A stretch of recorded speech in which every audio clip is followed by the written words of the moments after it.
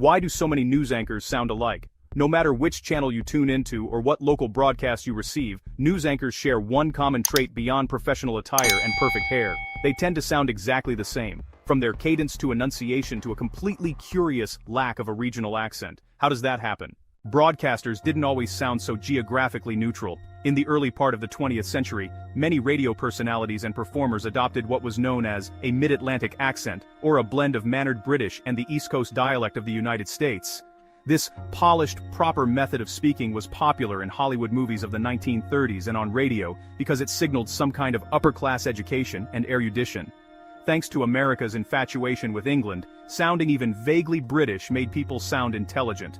Pundits like William F. Buckley Jr. carried the mid-Atlantic torch even as it fell out of favor in entertainment. The more contemporary practice of sounding linguistically neutral is often referred to as having a general American accent, which is a bit misleading since there's really not much of an accent at all. Also referred to as Standard American, Broadcast English, or Network English, General American, was a term first used in the 1920s and 30s by linguists who wanted to isolate a more widespread accent than the New England or Southern dialects. The scholar George Philip Crapp used the phrase in his 1925 book, The English Language in America. Linguist John Kenyon referred to it in his 1930 title American Pronunciation, where he insisted that 90 million Americans spoke General American.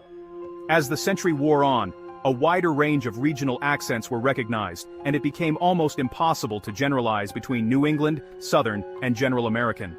Though some linguists disagree on the definition of General American, it's still largely considered a speaking voice that lacks regional flair. So why do news anchors rely on it? One of the biggest reasons is to keep their employment opportunities open. Local anchors who deliver the nightly news for affiliate stations are often vagabonds, taking jobs across the country, and those different networks prefer a General American accent. If an anchor hailing from the South committed to delivering the day's top stories in a Southern accent, for example, it's not likely a New York station would feel viewers could warm to them. Likewise, a Brooklyn accent might sound peculiar when Los Angeles residents want a rundown of local headlines. But an accent is only a portion of a broadcaster's delivery. At broadcasting schools, television journalists are trained to speak at a moderate speed and enunciate each word clearly. Whether they realize it or not, young broadcasters may also start out emulating their news anchor heroes, who had impeccable diction, like Walter Cronkite or Ted Koppel. No letters are dropped, sentences are composed for ease of reading off a teleprompter. Plain speaking also needs to fit whatever footage is being shown while the anchor is talking. Uneven modulation could be distracting, though some anchors do choose to emphasize words by drawing them out, like Moore, or adopt a more somber tone when reporting on tragic events. Some anchors have also reported being more careful with their speech because broadcast microphones are often unforgiving. Words beginning with P tend to pop, for example.